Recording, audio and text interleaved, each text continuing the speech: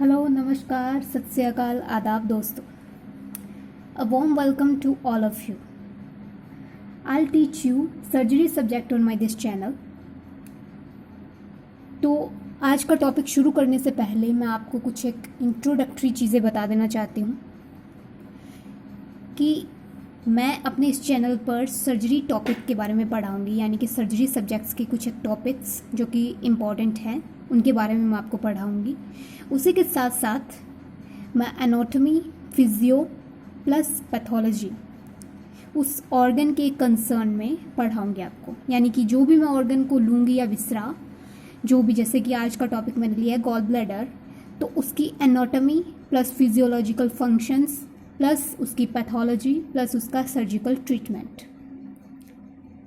तो इसी के साथ साथ एक और चीज़ कि कुछ एक स्टूडेंट्स की प्रॉब्लम होती है कि उनको इंग्लिश समझ में नहीं आती. वो पढ़ना चाहते हैं मगर इंग्लिश एक बड़ा प्रॉब्लम है उनके लिए. तो या फिर कुछ एक ऐसे स्टूडेंट होते हैं जिनको इंग्लिश तो समझ आती है मगर टॉपिक समझ नहीं आता है कि कहना क्या चाहता है ये. तो इसीलिए मैंने अपना ये चैनल बनाया है उन्हीं लोगों के लिए जो टॉपिक को रियल में समझना चाहते हैं, उसको अपनी जो प्रैक्टिकल लाइफ है उसमें अप्लाई करना चाहते हैं. और इसीलिए मैं जो भी टॉपिक लूँगी उसका इंग्लिश प्लस हिंदी एक्सप्लेनेशन होगा, यानी कि इजी एक्सप्लेनेशन होगा. आपको कोई भी डाउट हो किसी भी तरह का तो आप कमेंट सेक्शन में लिख सकते हैं. तो इसी के साथ मैं आज की शुरू करती हूँ गॉल ब्लैडर की एनाटॉमी. एनाटॉमी के बारे में अगर मैं बात करूँ तो एनाटॉमी हम किसी भी चीज़ की अगर लेंगे, किसी भी ऑर्गन की, तो जस्ट मैं सुपरफिशियली टच करूँगी उसको, फिजियोलॉजिकल फंक्शंस भी, लेकिन हमारा जो मेन फोकस होगा वो रहेगा पैथोलॉजी प्लस सर्जिकल ट्रीटमेंट पे. तो यानी कि गॉल ब्लैडर की अगर मैं एनाटॉमी के बारे में बात करूँ तो इसका जो नॉर्मल हम लोकेशन है वो कहाँ होता है हमारी बॉडी में, ये राइट साइड में लोकेटेड होता है. यानी कि बॉडी की जो राइट हाइपोकॉन्ड्रियक रीजन होता है वहाँ पर ये सिचुएटेड होता है. तो राइट हाइपोकॉन्ड्रियक रीजन के अंदर ये सिचुएटेड होता है. और अब ये कहाँ होता है, जो लोअर सरफेस होता है लीवर का वहाँ पर सिचुएटेड होता है ये. इसके 3 पार्ट्स होते हैं, फंडस, बॉडी एंड नेक. अगर मैं डायग्राम के बारे में बात करूं, क्योंकि डायग्रामेटिक वे में इजीली समझ आएगा आपको, तो इसके सबसे पहले ग्रॉस एनाटॉमी बता देती हूँ कि ये लोअर सरफेस जो होता है, इंफीरियर सरफेस जो होता है लीवर का, वहाँ पर सिचुएटेड होता है into the gall bladder fossa. Okay, so gall bladder fossa के अंदर ये सिचुएटेड होता है. इसी तरह की इसकी एनाटॉमिकल फिगर होती है, एनाटॉमिकल सिचुएशन होती है. अब इसका जो इस सारे सिस्टम को हम बोलते हैं extra hepatic biliary system, because it is extra, यानी कि outside to the liver.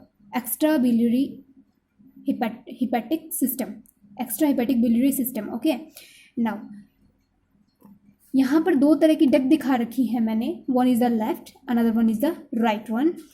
Right and the left hepatic ducts combine together to form the common hepatic duct. Common hepatic duct again combine to the cystic duct. Cystic duct is the main duct of the gallbladder. This is the gallbladder. Okay, अगर हम gall bladder का anatomy पढ़ें तो उसका 3 part होता है. जो होता है, एक होता है fundus, one is the body and third one is the neck part. Okay, तो जो इसका डक्ट निकलता है that is the cystic duct, and this cystic duct combined with the common hepatic duct to form the bile duct. Okay, common bile duct. Okay, CBD we can call it. Okay, now a very important thing is Hartmann pouch. What is this Hartmann pouch? This Hartmann pouch is a pouch. Okay, एक थैलेनोमस structure होती है जहाँ पर normally जो calculus होता है वो normally laws हो जाता है. यानी कि ये बहुत ही प्रॉन टाइप का एरिया होता है जहाँ पर नॉर्मली कैलकुलस जा कर के ऑब्स्ट्रक्शन क्रिएट करता है. यानी कि यहाँ पर आकर के कैलकुलस फंस जाता है और वहीं पर ये ऑब्स्ट्रक्शन कोज करता है, इसीलिए इसका जो क्लिनिकल एनाटॉमी है that is very important, clinically it's very important. So 2 marks का क्वेश्चन एग्जाम में आ सकता है एनाटॉमी में. That means what is the Hartmann pouch और what is the importance of the Hartmann pouch, clinical importance, right. Now this CBD, that means common bile duct, combines with the pancreatic duct and open into the duodenum, into the second part of the duodenum through the duodenal wall by the hepatopancreatic ampulla. Ampulla, that means a dilated part. Hepato, that means hepatic duct or the bile duct. Pancreatic यानी कि pancreatic duct combine together to form the ampulla. Now its blood supply. This is all about the anatomical structure. It gross anatomy. Now its blood supply. Blood supply, it got its blood supply by mainly by the cystic artery. This one is the cystic artery. Look here. This is the cystic artery. And where from this cystic artery originates? From here we starts. Here is a pedicle is there. That is known as cystic trunk, celiac trunk. यहाँ पर एक pedicle होता है जो क्या होता है, celiac trunk होता है. सीलियक ट्रंक एक मेन ब्रांच होती है एब्डोमिनल एओर्टा की, जहाँ से ये अराइज होती है. What is this? That is the common hepatic artery. This is the common hepatic artery.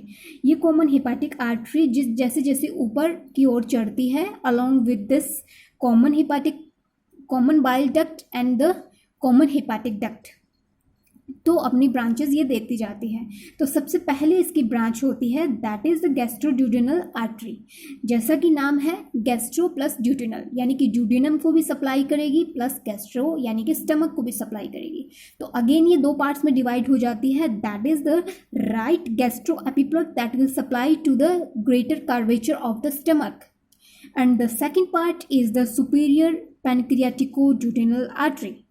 Superior pancreatico-duodenal artery anastomosis with the inferior pancreatico-duodenal artery. Okay.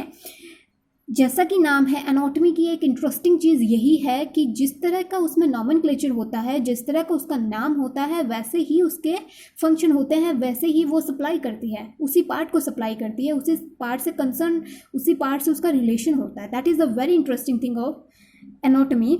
Now superior pancreatico-duodenal artery is the second branch of the gastro-duodenal artery.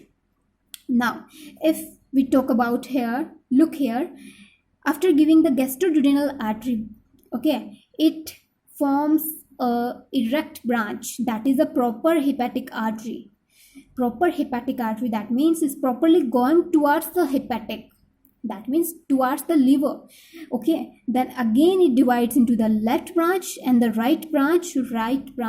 That means hepatic artery. Left branch is the right branch of the hepatic artery. Okay, this right branch of the hepatic artery gives us branch that is the cystic artery. That is the origination or the arising point of the cystic artery exactly. Okay, now cystic artery is supplied to the gallbladder. अगर कोई पूछे कि gall bladder कहाँ, कौन सी artery के through supplied होता है, that is a cystic artery. अगर कोई पूछे कि सिस्टिक आर्टरी कहाँ से ओरिजिनेट होती है, तो that is the right branch of the hepatic artery. Right branch कहाँ से आती है? From proper hepatic artery, and the proper hepatic artery is the branch of the which artery? That is the common hepatic artery, and the common hepatic artery is the branch of celiac trunk. Okay, that is all about the arterial supply. It's very easy. Okay, now second thing is the Venus drainage. जैसा artery का नाम है, बस artery की जगह आप when कर दीजिए. That is very simple. Cystic artery यानी कि सिस्टिक वेन, बस उनका डायरेक्शन चेंज होगा. जिस डायरेक्शन में आर्टरी आ रही है उसी डायरेक्शन में वेन चढ़ेगा ऊपर की ओर, यानी कि cystic when drain. Okay, cystic when होगा यहाँ पर, और सिस्टिक वेन कहाँ पर ड्रेन करेगा? जा करके पोर्टल वेन में. ओके, 3 तरह की हम बात कर सकते हैं वीनस ड्रेनेज के बारे में.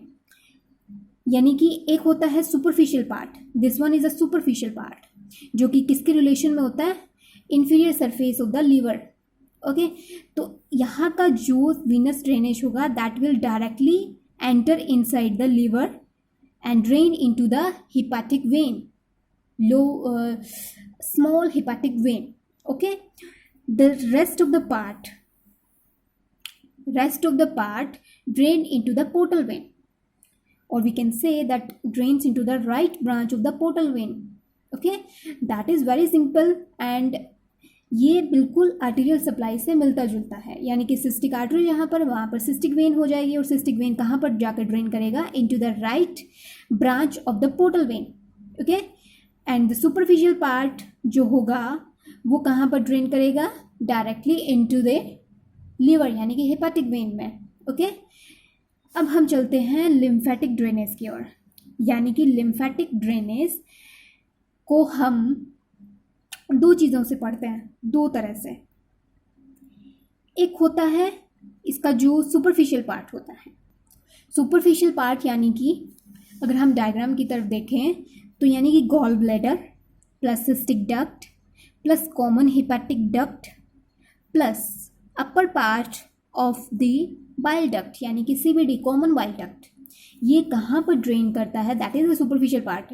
Okay, that is the superficial part, and that drain into the cystic node plus nodes that are present at the anterior border of the epiploic foramen.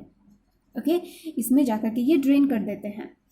Now अगर हम बात करें lower part of the CBD, this one part, okay, तो ये कहाँ पर जाकर drain करता है, into the lower hepatic node में जाकर के ये अपना ड्रेनेज दे देता है. नाउ दूसरा इसका नोड है अपर पैनक्रियाटिको-स्प्लीनिक नोड. अपर पैनक्रियाटिको-स्प्लीनिक नोड यानी कि पैनक्रियाज और स्प्लीनी के अराउंड जो नोड प्रेजेंट होता है वहाँ पर जाकर ये अपनी सप्लाई दे देता है.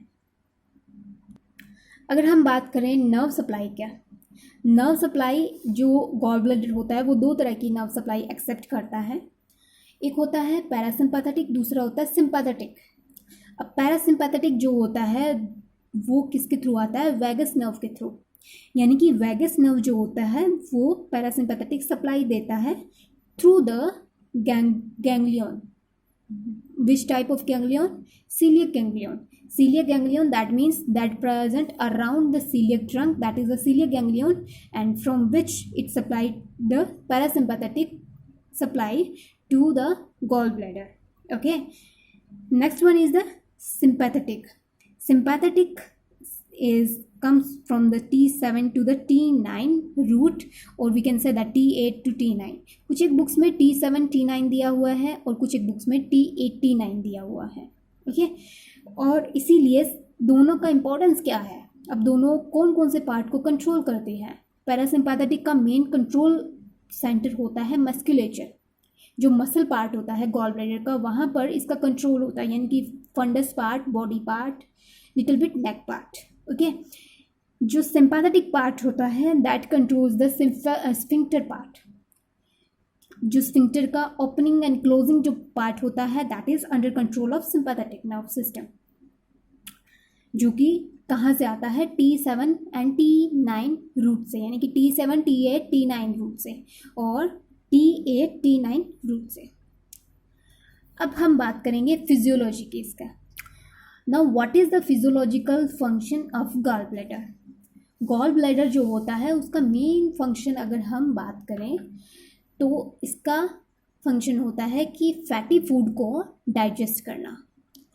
फैटी फूड को डाइजेस्ट करने के लिए बाइल में कुछ एक तरह के केमिकल्स होते हैं जो इनसॉल्युबल फैट को सॉल्युबल कंपाउंड में कन्वर्ट कर देता है, ताकि जो भी एंजाइम है, जो भी सक्कस एंटेरिकस का जो एंजाइम है, पैनक्रियाटिक एंजाइम है, वो उस पर वर्क कर सकें और उसको डाइजेस्ट कर सकें. ये मेन फंक्शन होता है बाइल का. दूसरा फंक्शन ये होता है कि जो गॉल ब्लैडर होता है वो बाइल को कॉन्सेंट्रेट करके रखता है. बाइल के अंदर जो अमाउंट वाटर का होता है, जितना होना चाहिए उस अमाउंट तक वाटर को रखता है, कॉन्सेंट्रेशन उस हद तक बना के रखता है, बाकी का वाटर एब्जॉर्ब कर लेता है. जो म्यूकस मेम्ब्रेन होता है गॉल ब्लैडर का वो एक्स्ट्रा वाटर को एब्जॉर्ब कर लेता है अपने अंदर. दूसरा चीज़ क्या है, एक आपने सुना होगा कि किसी पेशेंट का, बहुत कॉमन है कि किसी पेशेंट का अगर गॉल ब्लैडर निकाल दिया जाता है ड्यू टू गॉल स्टोन, तो उसमें क्या होता है कि उस पेशेंट को रिकमेंड किया जाता है कि आपको फैटी फूड बिल्कुल भी नहीं खाना है या बहुत कम खाना है। ऐसा क्यों? क्योंकि गॉल ब्लैडर निकल चुका है, यानी कि बाइल अब नहीं आएगा प्रॉपरली, तो इसी तरह से कॉन्सेंट्रेटेड बाइल नहीं आएगा तो फैटी फूड का डाइजेशन नहीं हो पाएगा, लोड लगेगा, तो लोड लगने की वजह से ही ना लगे, इसीलिए फैटी फूड को अवॉइड किया जाता है। तो उसी से याद रख लेना कि गॉल ब्लैडर का मेन काम क्या होता है, बाइल सिक्रीट करवाना प्लस बाइल को कॉन्सेंट्रेट करना प्लस बाइल को बाइल का क्या काम होता है कि फैट को डाइजेस्ट करना। Okay, this is all about the anatomy and the physiological function. इसी के साथ मैं आपको एक चीज़ बताना भूल गई कि कुछ एक चीज़ें मैंने अपनी नोटबुक में नोट कर दिया है एज ए नोट्स, तो आप वो चीज़ें नोट डाउन कर सकते हैं, ठीक है। लेकिन कुछ एक चीज़ें मैंने आपको जैसे फंक्शन अभी बताया फिजियोलॉजी के, तो वो चीज़ें मैंने लिखी नहीं है क्योंकि उतना फास्टली लिखा नहीं जाएगा, तो इसीलिए जो भी मैं आपको बताऊं वो आप नोट कर लीजिए अपनी नोटबुक में, जो भी आपको इम्पोर्टेंट लगे या न्यू लगे, ठीक है। आपको आज के टॉपिक के बारे में कोई भी डाउट हो, किसी भी तरह के कुछ भी चीज़ और पूछनी हो डीपली किसी एनाटॉमी के बारे में या फिर फिजियोलॉजिकल फंक्शन के बारे में, तो आप पूछ सकते हैं कमेंट सेक्शन में। नाउ इसके बारे में जो टॉपिक है पैथोलॉजी प्लस सर्जिकल ट्रीटमेंट वाला, यानी कि सर्जरी पार्ट, वो मैं लूँगी एक्यूट कोलेसिस्टाइटिस, जो कि मैं अपनी नेक्स्ट वीडियो में आपको बताऊँगी। आज के लिए इतना ही काफ़ी है दोस्तों। Thank you so much.